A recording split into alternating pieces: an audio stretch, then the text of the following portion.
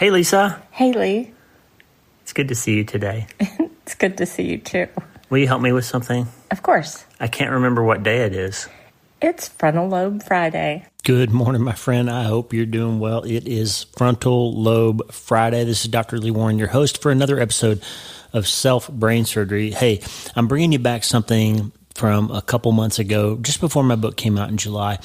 I released an episode called You're Not Always in a Fight. And I think since we've got several thousand new listeners, I think somebody today needs to hear this. We don't exactly talk about the frontal lobe in this episode, but it's important because your limbic system, especially if you've been through major trauma, your limbic system is the thing that is always busy telling you that you're in some kind of threat or danger, or that there's a fight brewing, or there's something bad getting ready to happen.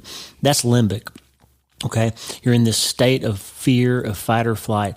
And the frontal lobe is your ability, gives you the ability to calm that stuff down and say, wait, let's think about this for a minute. Am I really in a fight? What do I need to do to generate peace, or think clearly through this so I'll make a good decision instead of reacting and running away or causing a problem? How do we get those frontal lobes involved? And this episode is just to teach us to remember that no matter what we feel, you're not always in a fight. Kurt Thompson says you sense something, that's your limbic system, and then you make sense of what you sense, that's your frontal lobe, okay?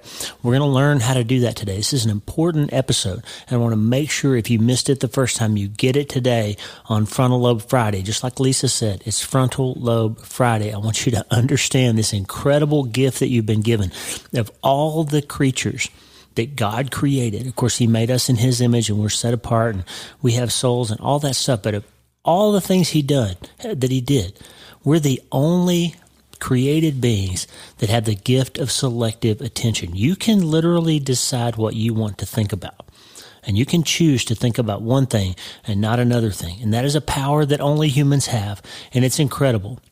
So today on Frontal Lobe Friday, I want you to remember that you're not always in a fight, and you can choose what you're going to think about and how you're going to respond and react. You'll hear me in this episode talk about Erwin McManus as if I haven't already interviewed him, because we talk a little bit about his book, Mind Shift, in this episode.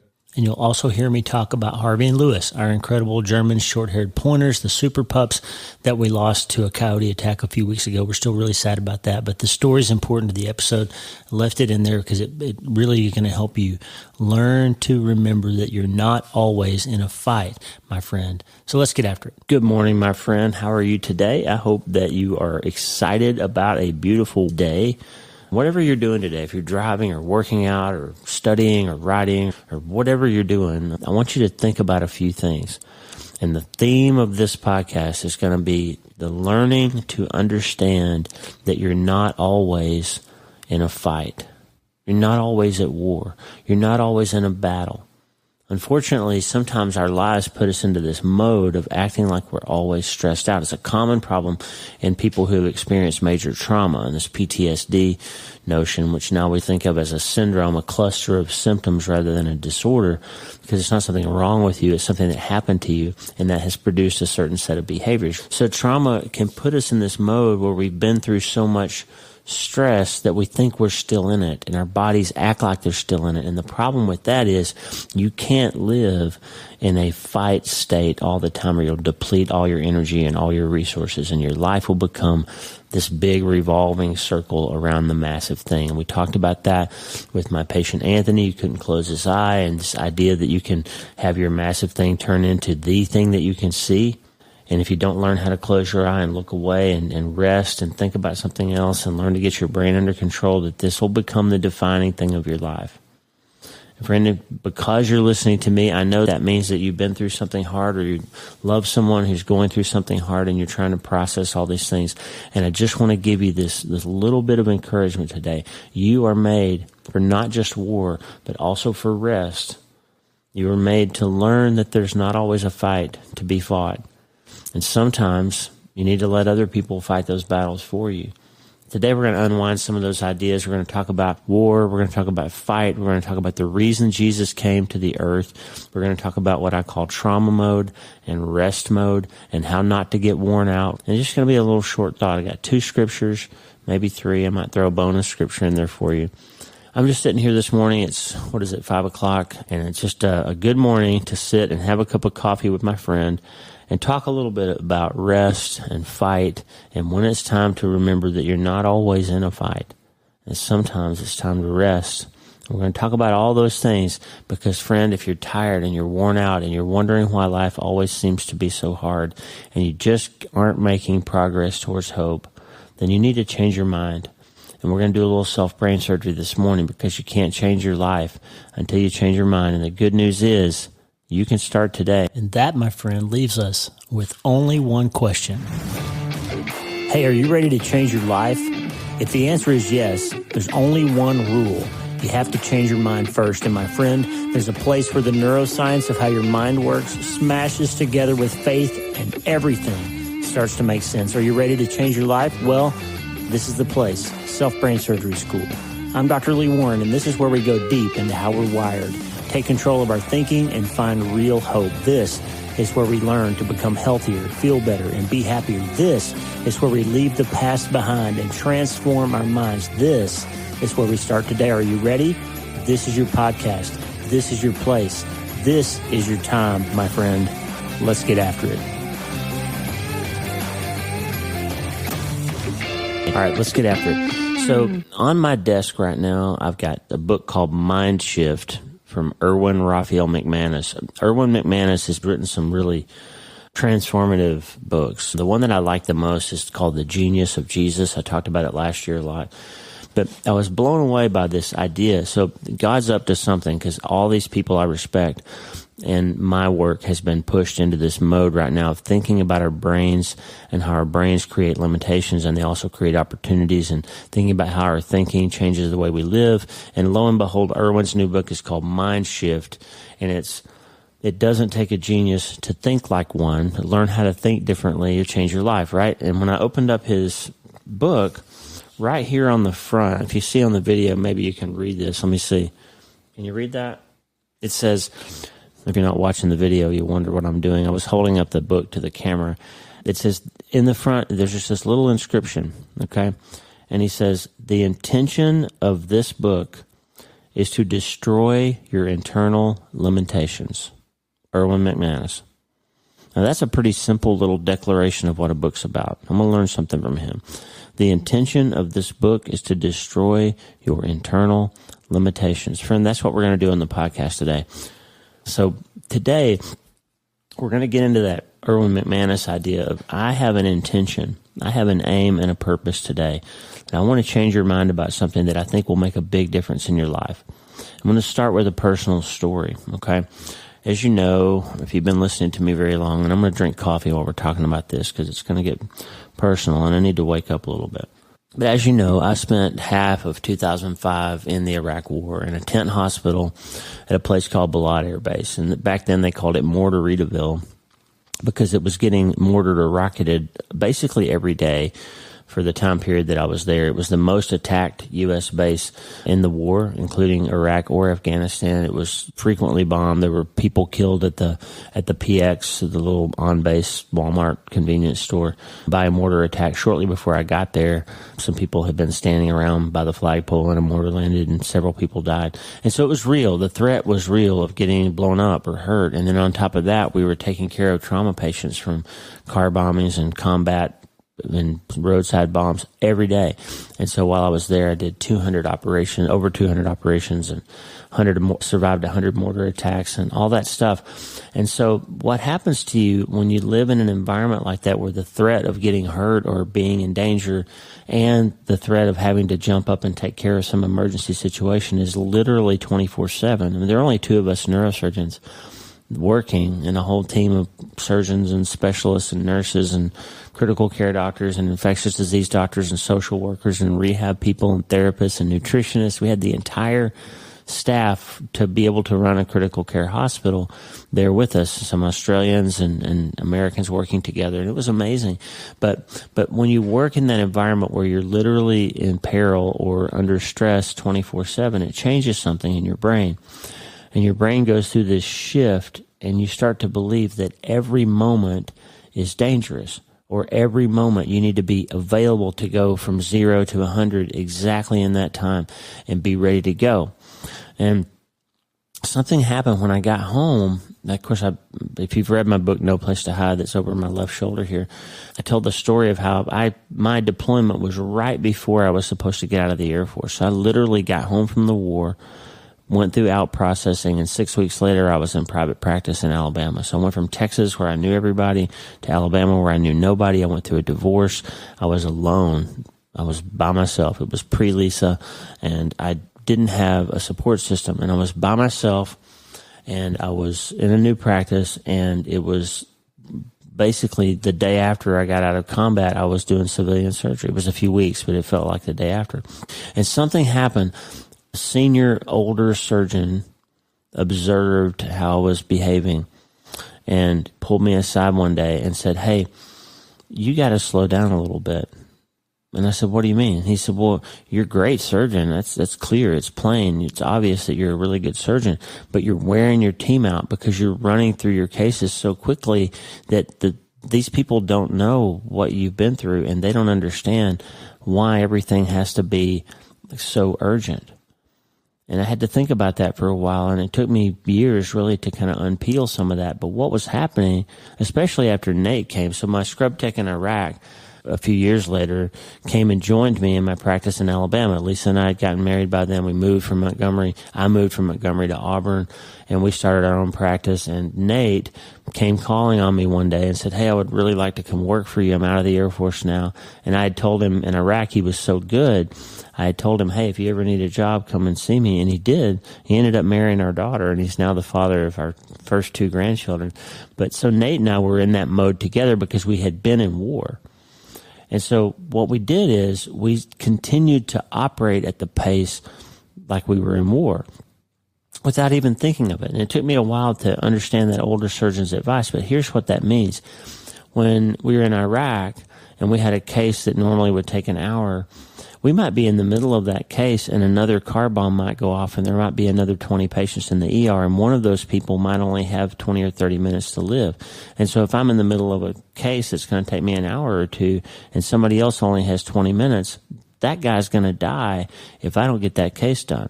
So you develop this ability, and Pete Lennerson and I, my partner who was in Iraq when I first got there, is now my good friend.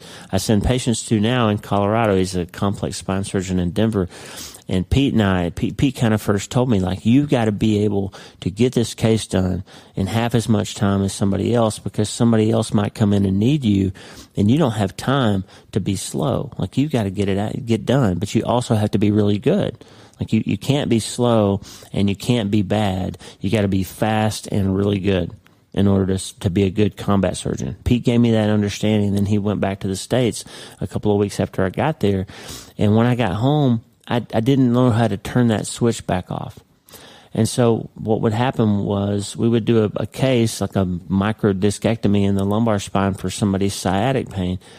And I would treat that case subconsciously without even being aware of it, like I needed to get it done because somebody might be dying in the next room.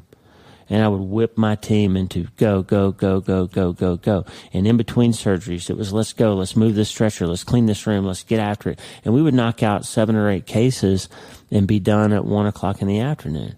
But what was happening is all the team members were getting worn out and they were getting stressed out because I was operating under this paradigm that I was still at war.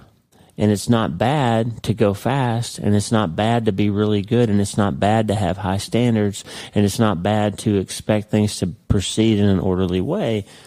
But it is bad if you wear your team out, because nobody is designed or able to operate like they're under imminent danger or stress all the time.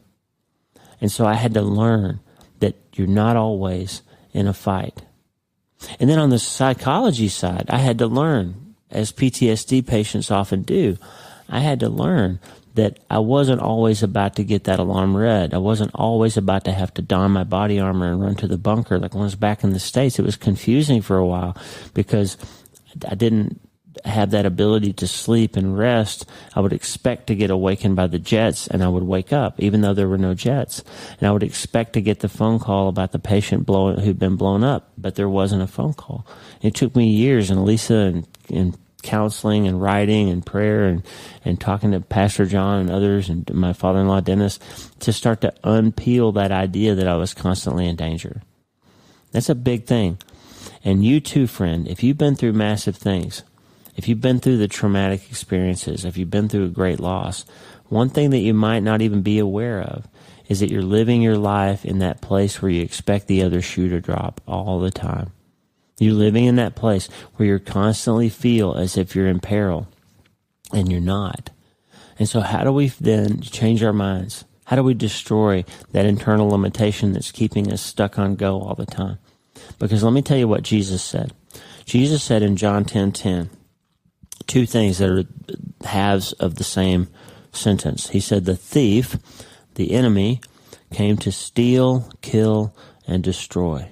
Steal, kill, and destroy. But I have come, he said, that you might have life and have it abundantly. You can't have an abundant life while it's being stolen, killed, and destroyed. You can't have those at the same time. Jesus said, I've come that you can have abundance. Here's a scripture that I never caught. I'm reading a new book. It actually is not a new book. It came out last year, but it's new to me, called Rest and War by a pastor in Washington, D.C. named Ben Stewart. And I haven't completed the book yet. I'm thinking I'm going to get him on the podcast at some point because it's a really good idea.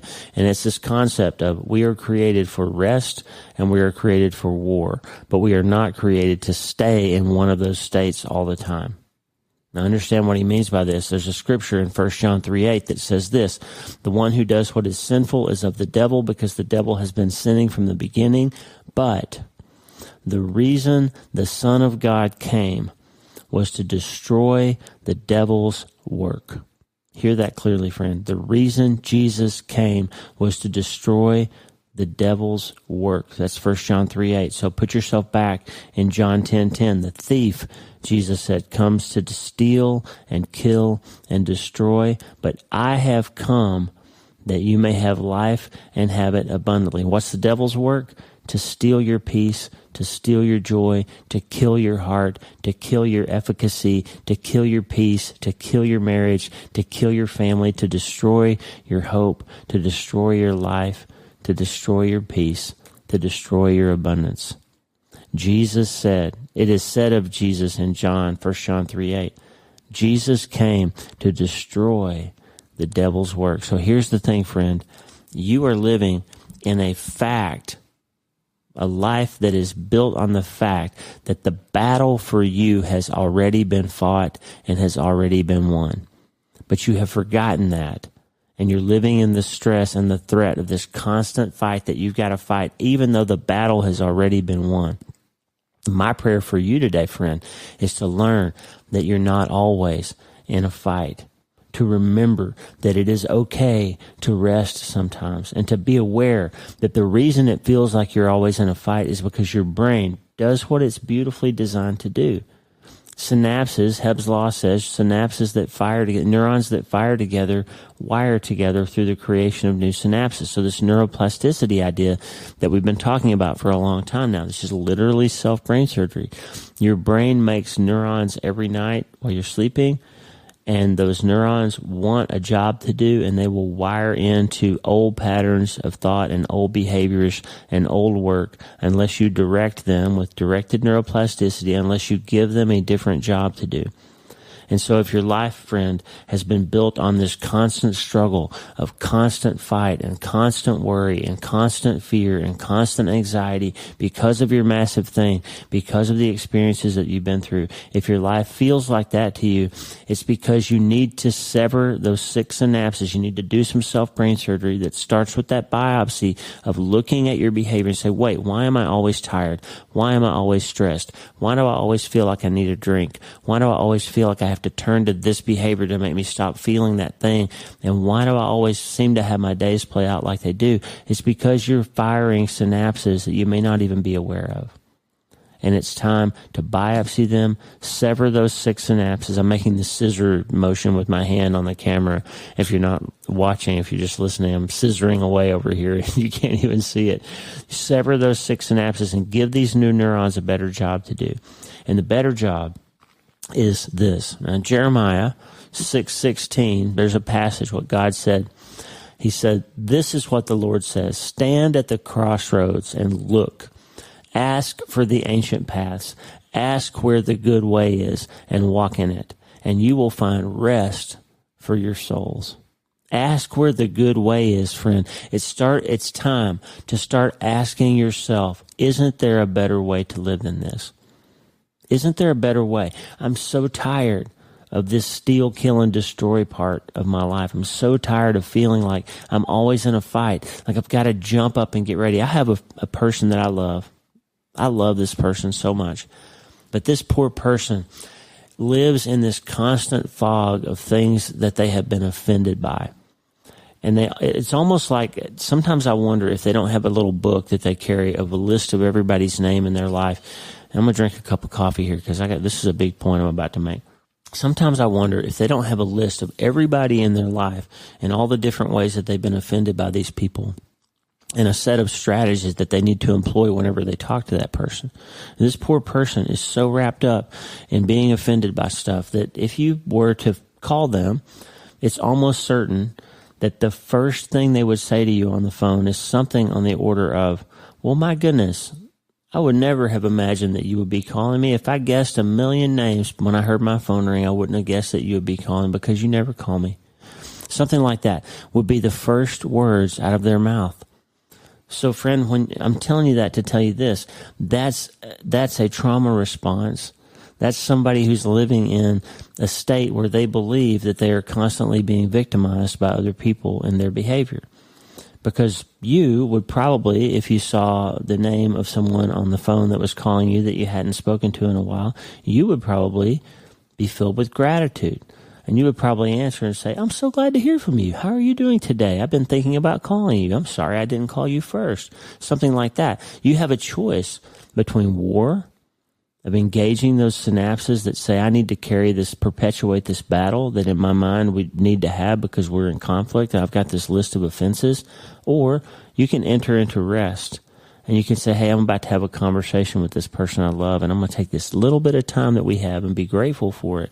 And that can set off a whole different set of neurotransmitters and create a whole bunch of new synaptic connections in your brain and in that relationship with that other person that will be nurturing and healing. And you have a choice. You can either, if you're playing ping pong with somebody, right, you can either enjoy the game and the back and forth and the volley and just enjoy it back and forth, or you can have it be combat and your entire goal in that can be to score points and defeat your opponent. It can either be kind of a fun little back and forth volley and enjoying the back and forth. How are you? I'm fine. What's going on? I miss you. I love you. I wish I could see you. All those kinds of things. Or it can be, boom, I'm going to slam this on you so that you feel this pain that you've made me feel, and we're going to combat now. And you have a choice. So this rest and war idea is that we're made to, yes, sometimes we have to take up the fight, and sometimes we do have to go into trauma mode. And sometimes we do have to get up after it and go fast and whip the team and move quickly and make sure that we get through it before the next bomb goes off. But most of the time, we need to rest and we need to say, you know what? I'm not in a battle right now. I'm not in danger right now. I'm not in combat right now. This person is trying to engage with me in friendly activities, and I need to allow them, I need to develop a synaptic connection here that can be helpful and healing for me.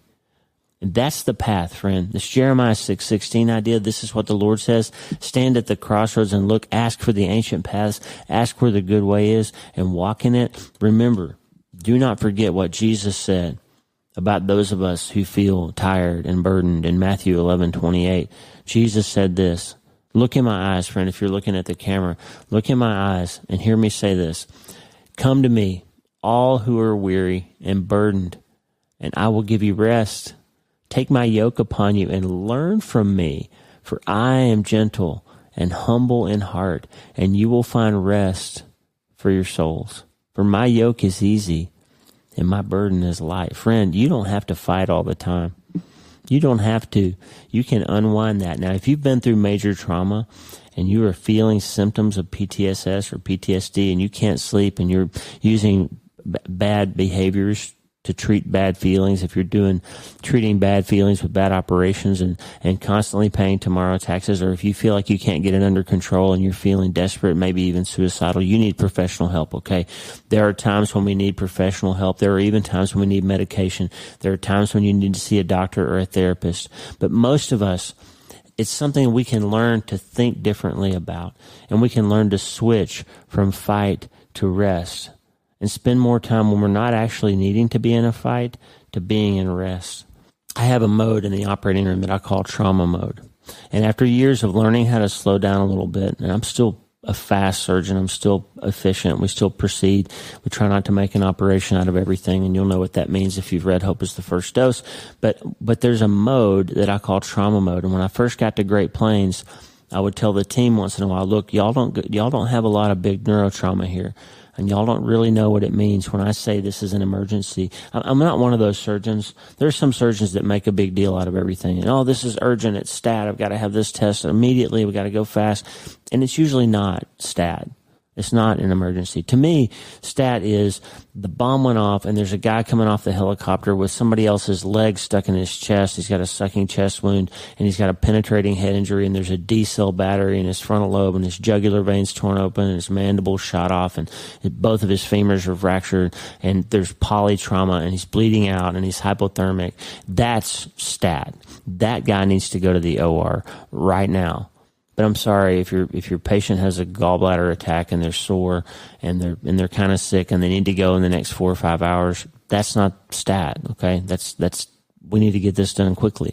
So I have a mode that I can switch into when it's really stat. And I tell my teams all the time, I told them when I first got to Great Plains, you will never hear Dr. Warren say this is an emergency or that something needs to be done stat, unless I mean by that if you don't do it in the next 5 minutes, this person's going to die. That's what stat means to me, okay? And so once in a while, I'll tell my team, we're going to do this next case in trauma mode. You're going to see Dr. Warren, you're going to see Damon turn into somebody different in the next few minutes, because we are going to push the gas pedal and we're going to get this thing done, because you need your team to drill and train. And remember that Chris Voss quote, you don't rise to the occasion when the pressure's on, you fall to your preparation. And so we need to prep and prepare and practice that trauma mode from time to time to make sure we're ready when it's the 14-year-old who's got an epidural hematoma and they're going to die in 30 minutes if we don't save them. And so when we go into trauma mode in my OR, it's a different experience for the team. Very efficient. I'm very collected. I don't yell, but things happen at a much more accelerated pace because it's time to go. And you too, friend, have a time when you need to go. We have 2 dogs. You can see them over my left shoulder in that picture of me that shows up in the back of my book. Harvey and Lewis couldn't be more different. They're brothers from the same litter. Lewis was the biggest one. Harvey was the runt. Lewis is a gentleman and a scholar. He's a man of leisure. He likes to lie around and talk and mouth and complain and gripe, and he just sits around a lot. And Harvey is a man of action. He is a fighter. He will go find a raccoon and get into it. And Lewis will help him. If there's a battle to be fought and Harvey's in trouble, Lewis will wade into it. He's gotten himself hurt a few times, but he's much more likely to sit on the riverbank and say, I've got your back, brother. And he's there, but he's not engaged. But Harvey will fight to the death, and he'll come back in the house. And here's the interesting thing about Harvey. He's so brave, and he won't back down from a fight. But when he comes back inside, he's super anxious. You can see it in his little behavior, his little body. Like Lewis will climb up in your lap and be a lap dog, but Lewis or Harvey will come in and he'll be freaked out and stressed out and breathing heavy, and he'll come over and put his body up against my leg and just kind of lean in. And he's saying, Dad, I'm still alert. I know there's a fight out there, but I need you to kind of love on me here. He'll come and kind of nuzzle beside me, or he'll put the cutest thing that he does is he'll put his head up in your armpit, and he'll just kind of sit there it reminds me of that passage, that rest in the shadow of God's wing. Like he wants to be protected. Even though he's out there fighting the fight, he still knows that he needs to come in and be safe. So he's anxious and stressed out. And then for hours after an event like that, he can't relax. You'll watch him try to sleep. Lewis will be passed out on the dog bed. Harvey will have his head up and his ears perked up, and he's looking around. He's still looking for the fight. He doesn't know how to switch easily back into rest mode. And so those two dogs show us a good example of the fact that sometimes even long after the fight is over, you're still primed up like you're in the middle of a fight. And so that's the problem with our lives. When we've been through major things, massive troubles, we've been through these hard things, we sometimes forget that we need to learn how to shut off the fight. And we also sometimes forget that ultimately the fight has already been won. And the battle that we fought was years ago, and God says, now it's time to put your head up under my arm and let me hold on to you, and remember that it's time to rest. And friend, if this is resonating with you, I just want you to remember today what 1 John 3:8 said. The work that Jesus came here to do was to destroy the work of the devil. And he told us in John 10:10 what that work is. The work of the devil primarily, even if he can't have your soul, is to steal your abundance, to steal and kill and destroy the quality of your life. And the massive thing, friend, will take the quality right out of your life if you don't learn how to look away from it and close your eye and learn to rest again. It's time. It's time to learn. And remember, Isaiah 43:19, Jesus or God said, "See, I am doing a new thing. Now it springs up. Do you not perceive it? I am making a way in the wilderness and streams in the wasteland." I want to tell you, friend, God can make a way where there is no way. He can do something amazing for you. He can teach you even how to rest again. When everything in your heart and mind and your limbic system and your sympathetic nervous system says you need to be fighting still. When the phone call comes and your offense and your synapses that you built say, I need to fight this person, I need to score this point, God will gently remind you, no, it's time to rest. It's time to repair. It's time to restore. It's time to seek the abundance again instead of the pain again. You don't have to wade back into the fight, friend.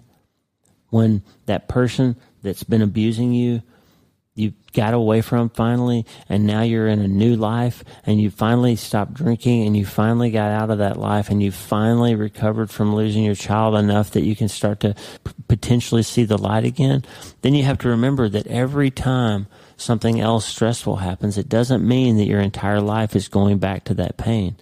It doesn't mean that you're going back into war. It just means that something triggered a memory or a synapse, and your job now is to reassign those neurons, to sever the sick synapses and make new, healthier ones, and find that way, the ancient way, the good way, and walk in it, and that's where you'll find rest for your souls. What's the ancient way? Jesus said it plain. Take my yoke upon you. Learn from me, and I will give you rest. Friend, there's a path. There's a way, there's a good way that you can walk in that doesn't involve you having to fight and do battle and do war all the time. Because sometimes you're home from the war and you're going to wear your team out. You're going to wear your family out. You're going to wear the people who love you out if you're constantly in battle mode. You don't have to be. It's not good for you. You're made for war, yes, but you're also made for rest. And I can learn a lesson from Harvey and Lewis. You're not always in a fight. Come back in the house. Come down off the cross. We could use the wood. Tom Waits said. Here's this song Elisa Turner sang called My Prayer for You. And listen to what she said. For anyone who's prayed 1,000 prayers and still can't find the answer anywhere, fighting off the lie that no one cares, for anyone who's out there losing hope, feeling you're forsaken and alone, clinging to the last strands of your rope, may God give you eyes to see. He's still greater. Courage to rise and believe he's able. May God be your peace in the fire you're walking through. This is my prayer for you. Friend, I want you to learn that you're not always in a fight. I want you to let God rewire your brain and give it better synapses so that you can start resting more. You need to stop thinking that everything's a big battle. because massive things are coming. Even if you've had them before, there will be other massive things, and you need to be ready to get up and take up that fight again, to fight your way through that pain and back towards hope. But in between those moments, you got to get into healing mode, to resting mode, to recovery mode. You can't stay in fight mode all the time. You're going to wear yourself out, friend. And I know this from personal experience. I know it from 1,000 nights when I couldn't sleep after the war. I know it from 1,000 nights when I couldn't sleep after Mitch died, that I was just ready for another. Every time the phone rang, if Kaylin wasn't home with us, every time the phone rang, I thought it was going to be the police telling me that something had happened to her. For 2 years after we lost Mitch, I was terrified 24/7 that one of my other kids or grandkids were going to die. Every time Lisa was driving somewhere, I was holding my breath until I knew she was safe. I was certain that another trauma was coming. And for 2 years, I lived my life on the knife edge of waiting for the other shoe to drop. And it was devastating me, friend.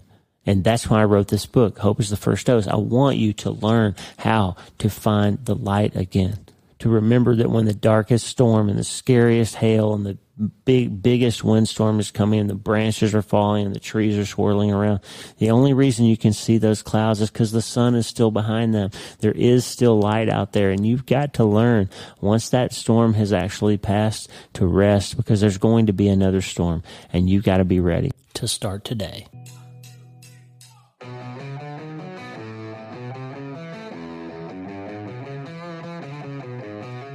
Hey, thanks for listening. The Dr. Lee Warren podcast is brought to you by my brand new book, Hope is the First Dose. It's a treatment plan for recovering from trauma, tragedy, and other massive things. It's available everywhere books are sold, and I narrated the audiobook if you're not already tired of hearing my voice. Hey, the theme music for the show is Get Up by my friend Tommy Walker, available for free at TommyWalkerMinistries.org.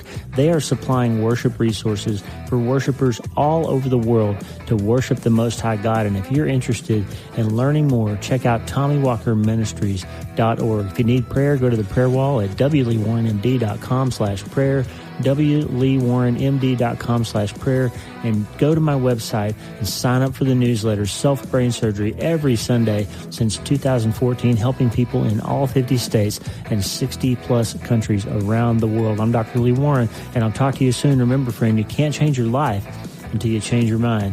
And the good news is you can start today.